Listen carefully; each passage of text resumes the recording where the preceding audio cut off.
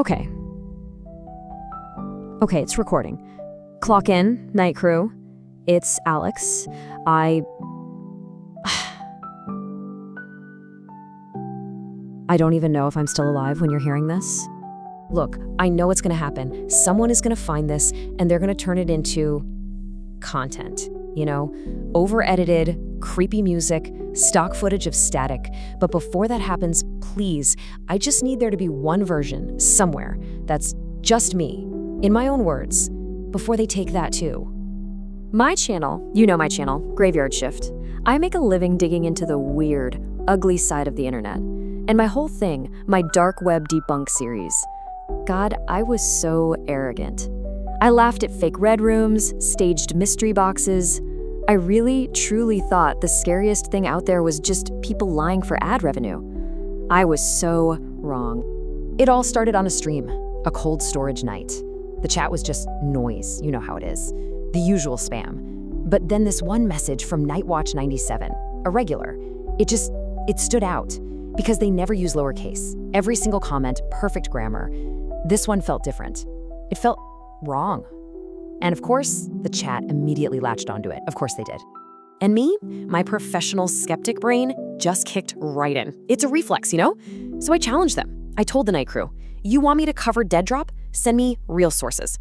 I was so damn confident. I was already picturing the next stream, just roasting a bunch of dead links and obvious fakes. I moved on, ended the broadcast. I should have just gone to bed. I should have turned off the computer and just gone to bed. And then my phone started buzzing. And it didn't stop. Twitter, Discord, email, all of them just stacking up with links. Just like I'd asked. And I felt it. That stupid little thrill. That high I get from a new rabbit hole. They say there's a fine line between a researcher and an addict.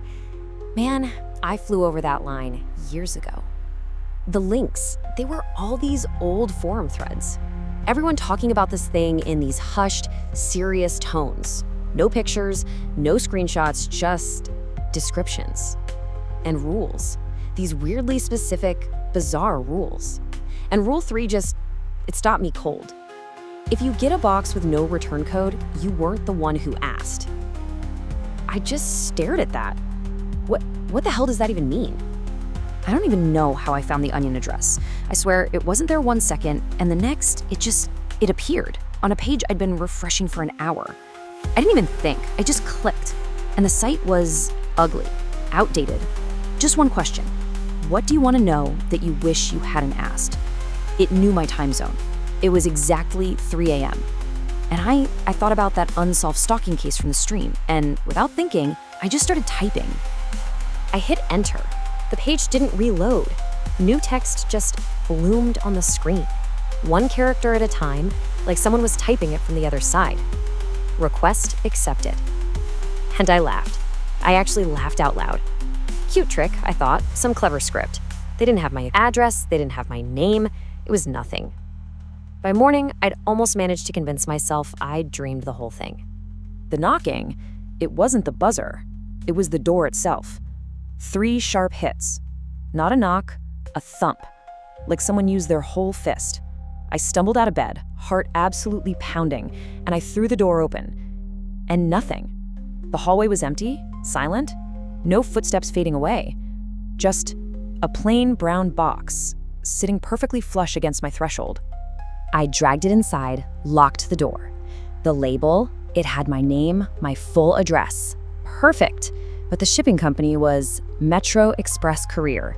Never heard of them, no return address, just a string of numbers. And then I saw it, the ship date. I pulled out my phone. It was Thursday, November 16th. The label said it was shipped on Friday, the 17th. It was shipped from tomorrow. And my stupid YouTuber brain kicked in. This is great content, I thought. So I hit record, I sat down, and I started opening the box. On top of the packing paper was a note, printed on that old dot matrix paper. I held it up to the camera, forced a laugh. I think I said something stupid like, very creepypasta core. But my skin was electric. I could feel every hair on my body standing up. And my screen, my monitor, was on. Under the note was an old, beat-up smartphone. and a photo. A 4x6 photo. The second I saw it, the blood just drained from my face. It was my building, my apartment, the view from across the street. And there, in the photo, my window. My light was the only one on. And standing in my window was a silhouette, a dark, human shape. I flipped the photo over, my hand shaking.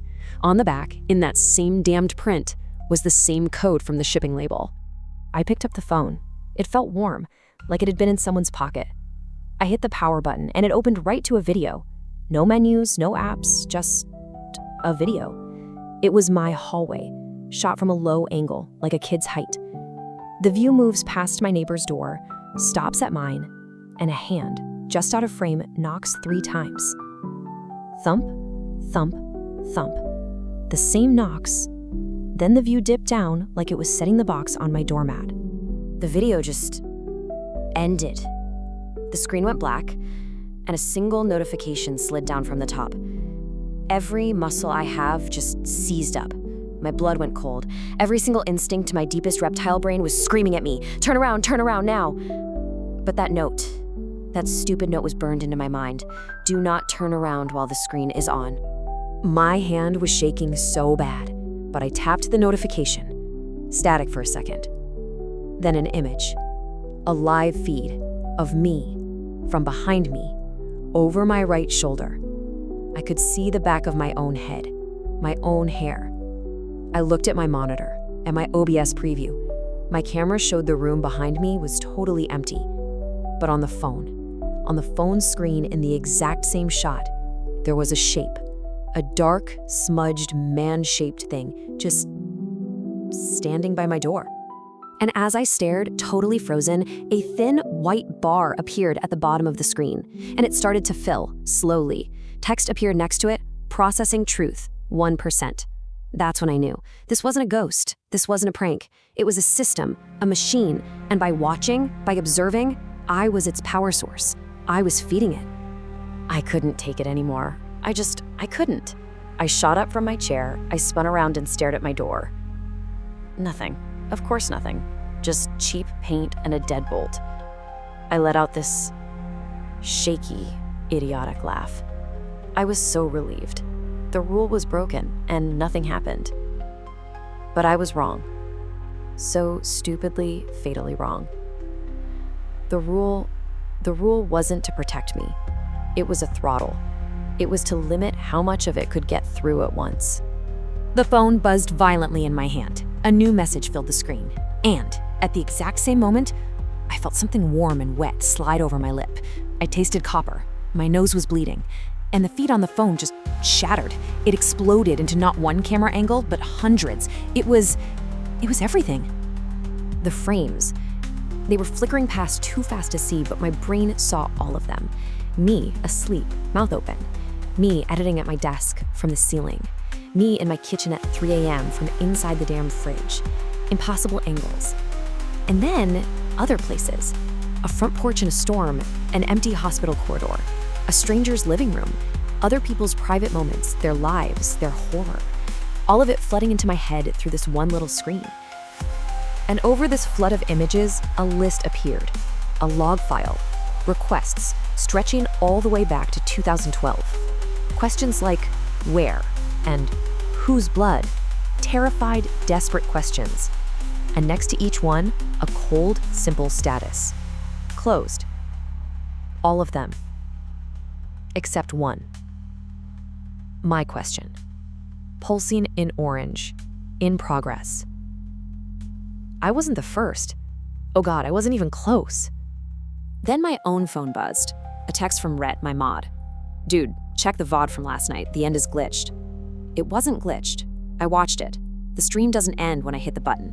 It keeps going. The camera angle shifts, and it shows me turning to the lens. My eyes are wide open, not blinking. And this voice that is not my voice says, observing. I looked back at the DeadDrop phone, and a new counter was there. Remote observers. And the number was just climbing, faster and faster. And that's when the whole horrible picture just snapped into focus. This thing. It doesn't need an app. It doesn't need a website. It just needs a host, a carrier, a distribution channel. It was using me. It was using my channel. It's using my viewers. It's using you. I wasn't its target. I was its broadcast tower. I let it in. That's the rule, don't you see? That's the entire machine. It feeds on attention. It feeds on eyes. Every single view, every click, every second you spend watching this, wondering what happens next, you're not just watching, you're feeding it. You are giving it power. You are opening the throttle. This prompt, it just appeared on the phone. An offer? More truth? And I just started laughing. Because it doesn't matter. It doesn't matter if I hit yes or no. It doesn't matter if I smash this phone into a million pieces. Because it's already found a better way to spread. It's found you. You are watching this. You are observing. My request is still in progress. And you're feeding it right now.